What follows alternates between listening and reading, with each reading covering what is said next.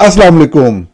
आज हम बात कर रहे हैं एमनेस्टी इंटरनेशनल की बहुत से इंटरनेशनल इदारों के साथ मिलकर बनाई गई एक खौफनाक रिपोर्ट पाकिस्तान के बारे में, जिसने दुनिया भर में तहलका मचाया हुआ है। इसकी तफसीलात आपके साथ शेयर करेंगे। एक पाकिस्तानी के तौर पर, एक जिम्मेदार शहरी के तौर पर, ये आपका फर्ज है कि आप इसको समझें, ये रिपोर्ट खुद से पढ़ें और ये देखें कि किस तरीके से पाकिस्तानी शहरियों के गिर्द एक घेरा है। इसको समझकर इसके खिलाफ अमल करना पाकिस्तान की बेहतरी के लिए, एक फाल शहरी के तौर पर पाकिस्तान की तरक्की के लिए, ये हर शहरी के ऊपर फर्ज है। इस तरीके से हम बात करेंगे। इसराइल ने हमला किया है कतर के ऊपर, और दूसरी तरफ जनूबी एशिया में नेपाल के अंदर अवाम सड़कों पर है। जो मुतालबा लेकर वो सड़कों पर आए थे वो तो पूरा हो गया, लेकिन पूरा होने में ताखीर होने के बायस इस वक्त वो हर तरह की सरकारी इमलाक को जला रहे हैं। क्या सूरत हाल है, इसके ऊपर बात करेंगे। हम एमनेस्टी इंटरनेशनल की रिपोर्ट से बात शुरू करते हैं। मुसलसल ये रिपोर्ट्स आ रही थी कि पाकिस्तान में खुसूसन इसराइल के सामान के जरिए, इसराइल की टेक्नोलॉजी को इस्तेमाल करते हुए सर्विलेंस का एक बहुत खौफनाक और खतरनाक निजाम पाकिस्तान के अंदर है, जिसमें प्राइवेट शहरियों की जो प्राइवेसी है, ना सिर्फ उसके अंदर मुदाखलत की जाती है, बल्कि उनकी हर तरह की एक्टिविटीज को जो है वो मॉनिटर किया जाता है। और इस तरीके से ना सिर्फ उनको हरासा किया जाता है, बल्कि जब भी वो किसी शहरी को उठाना चाहें, गायब करना चाहें और मार देना चाहें, तो पाकिस्तानियों को इस तरह से तशद्दुद का शिकार करने या मारने का सिलसिला अफवाज पाकिस्तान की तरफ से एक लंबे अरसे से इसके हवाले से मुख्तलिफ तरह से रिपोर्टिंग होती आई है। इस हवाले से यह भी कहा गया कुछ मरहलों पर कि जी बाकी दुनिया के मुमालिक में भी ऐसा होता है कि सर्विलेंस का एक निजाम होता है। मैं आपको यह बताऊं, आप खुद भी तहकीक करें, आप समझें इस चीज को, आपको खुद से समझ आएगी कि इसमें कोई शक नहीं कि सर्विलेंस का एक निजाम रखा जाता है जिसका वाहिद मकसद नेशनल सिक्योरिटी को यकीनी बनाना होता है, जिसका मतलब उस मुल्क के खिलाफ किसी तरह की किसी साजिश को, किसी बैरूनी साजिश को या किसी अंदरूनी साजिश को जो है उसको जांचना और उसको रोकने के लिए बरवकत उसके तदारुक के लिए कोशिश करना इसके बुनियादी मकासद में शामिल होता है। लेकिन आप अगर रिसर्च करेंगे खुद से समझकर, अनबाइस्ड होकर, तो आपको मालूम होगा कि जिस लेवल की सर्विलेंस और शहरियों की, पाकिस्तानियों की जासूसी पाकिस्तान के अंदर जो फौजी अदारा है और जो आईएसआई उसके नीचे कर रही है, इसकी दुनिया भर में सिवाय चीन के कहीं मिसाल नहीं मिलती। और अगर आप चीन को जाके डीपली स्टडी करेंगे तो आपको पता लगेगा कि चीन के अंदर भी चंद मखसूस प्रोविंसेस के अंदर जो है वो सर्विलेंस का वो लेवल है जो पाकिस्तान में, पूरे पाकिस्तान के अंदर है, पूरे पाकिस्तान के लिए। दुनिया भर में यह सर्विलेंस जो है वो नेशनल सिक्योरिटी के लिए होती है। पाकिस्तान के अंदर यह सर्विलेंस सिर्फ और सिर्फ सियासी मकासद के लिए, सियासी मुखालिफिन और नाकदीन को ढूंढने, उन्हें फिक्स करने, और अगर वो प्रॉपरली फिक्स ना हो तो उनको तशद्दुद का निशाना बनाने या फिर मार देने के लिए इस्तेमाल की जाती है। यह बहुत ही अफसोसनाक सूरत हाल थी, लेकिन इसके ऊपर वेल डॉक्यूमेंटेड काम नहीं हुआ था।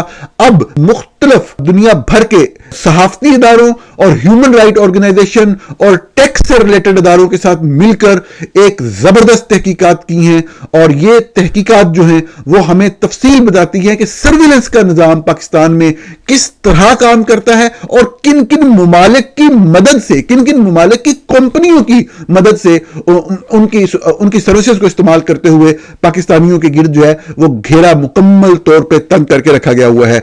हम इसकी रिपोर्टिंग के हवाले से बात करते हैं। जो तमाम बैनुल अक़वामी इदारों ने रिपोर्ट किया, दुनिया भर के मीडिया में इस वक्त अहम तरीन टॉपिक्स में से जो डिस्कस हो रहे हैं वो ये है, 40 लाख मोबाइल फोन की निगरानी एक साथ करने की सलाहियत है पाकिस्तान के पास। 40 लाख। अगर किसी मुल्क में 40 लाख गद्दार हैं तो फिर उस मुल्क की एग्जिस्टेंस, उसके वजूद का जवाब क्या रह जाता है अगर रियासत या रियासती इदारा यह समझता है कि इतने गद्दार हैं। यकीनी तौर पे इतने गद्दार नहीं हैं। इस मुल्क की एग्जिस्टेंस का जवाब इसके अवाम और उनकी यकजहती है। इसके मुल्क की एग्जिस्टेंस के खिलाफ सिर्फ एक इदारा है फौज का, जिसने पहले इस मुल्क को तोड़ा और अब इसमें मजीद से मजीद डिवीजन पैदा करने के लिए सरगर्म अमल है। ऐसी कोई बात नहीं, लेकिन 40 लाख लोगों का जो एक वक्त में जिनको उनको मॉनिटर किया जाता है, ऑब्जर्व किया जाता है, ये सिर्फ और सिर्फ सियासी मकासद के लिए है कि जो कि फौजी कब्जे, फौजी रजीम पाकिस्तान के अंदर मिलिट्री जो डिक्टेटरशिप है जनरल आसिम मुनीर की, उसके हवाले से उसको कायम रखने, उसको दवाम देने, उस मकसद के लिए ये चीज इस्तेमाल होती है यकीनी तौर पर। यह रिपोर्ट क्या कहती है वो हम देखते हैं। 40 लाख मोबाइल फोन की निगरानी एक साथ पाकिस्तान में आम शहरियों की निगरानी के निजाम पर एमनेस्टी इंटरनेशनल की रिपोर्ट। इंसानी हकूक पर काम करने वाली तंजीम एमनेस्टी इंटरनेशनल ने मंगल को एक रिपोर्ट में कहा है कि पाकिस्तान में करोड़ों शहरियों की चीनी साख्ता फायरवॉल और फोन टेपिंग निजाम के जरिए निगरानी की जा रही है।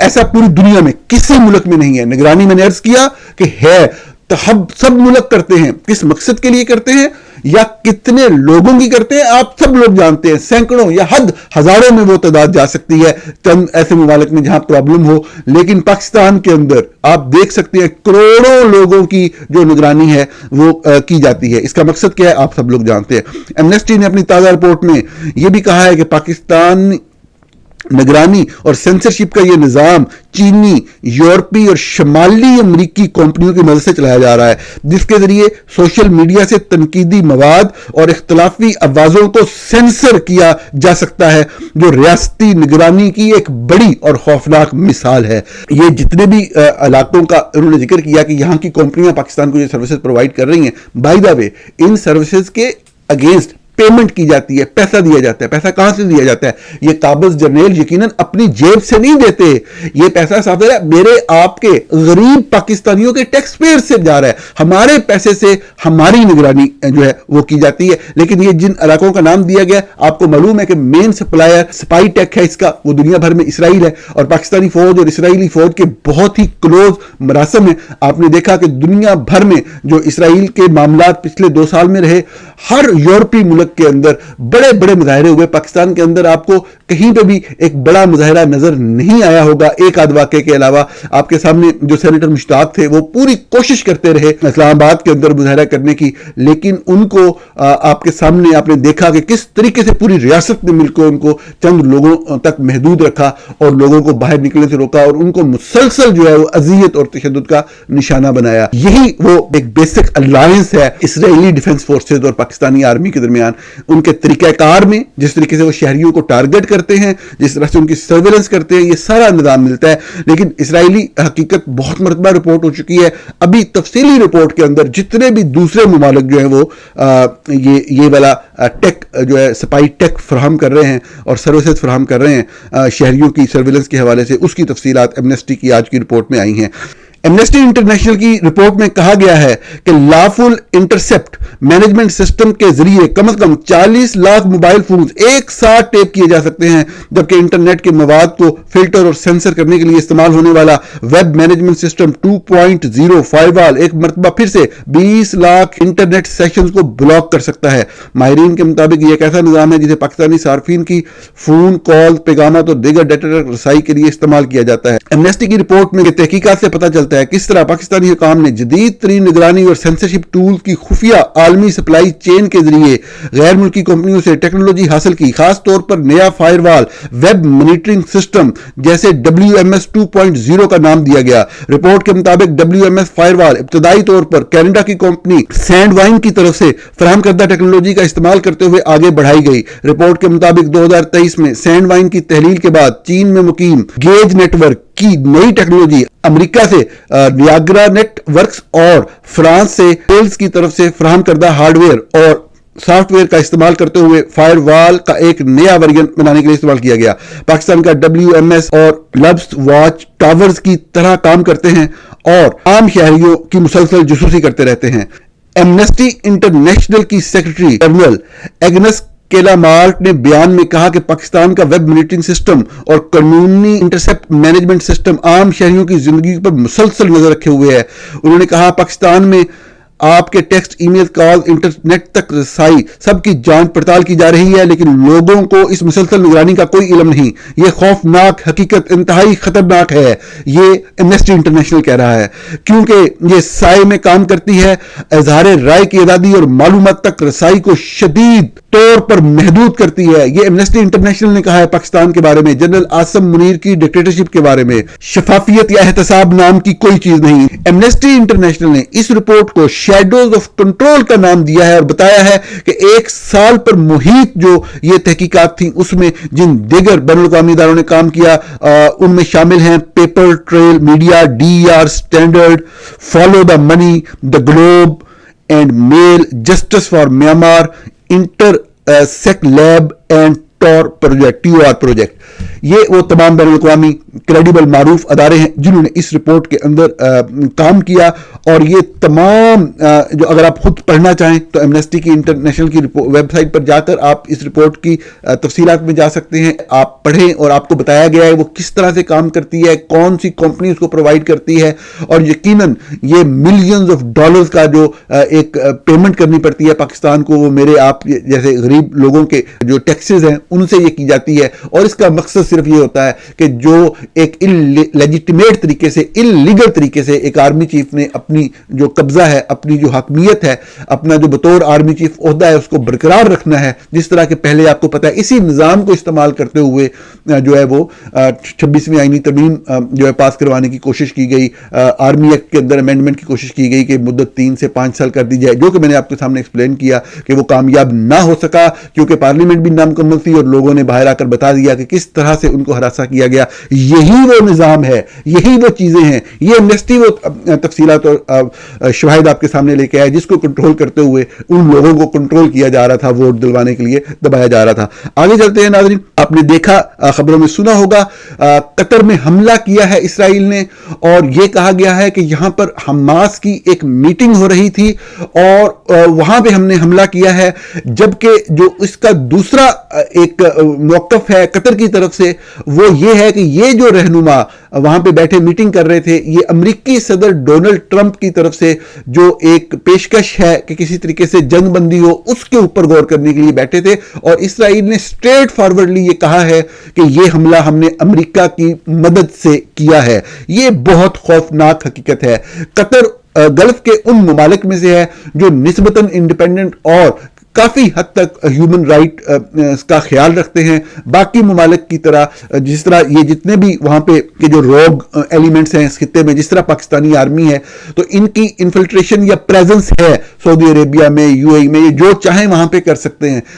قطر کے ساتھ اور بھی چند ممالک ایسے ہیں جو تھوڑے سے ریسپیکٹیبل ہیں اس حوالے سے کہ پاکستان کے ساتھ بھی بہترین تعلقات ہیں لیکن وہ پاکستانی آرمی کو وہاں پہ آپریٹ نہیں کرنے دیتے, ان کو فل ایکسیس نہیں دیتے. قطر ان ممالک میں سے ہے. قطر کی ہمیشہ سے پالیسی رہی کہ وہ امریکہ کے اوپر ڈیپینڈ کرتا ہے اپنے دفاع کے لیے, اپنے ڈیفنس کے لیے. آج کا دن اس حوالے سے بہت تاریخی ہے. کئی دہائیوں سے یہ سلسلہ جاری تھا, ایک پیار محبت کا قطر اور امریکہ کے درمیان, اور آج اسرائیل کے مطابق امریکہ کے ذریعے حملہ کیا گیا ہے قطر کی سرزمین پہ, ایک ایسے ایونٹ کے اوپر جو امریکہ کی مرضی سے, امریکہ کے کہنے پر ہو رہا ہے اور جس کا الٹیمیٹ مقصد پیس ہے. اس حوالے سے ایک خطرناک اور ایک نئی صورتحال قطر کے لیے ہے.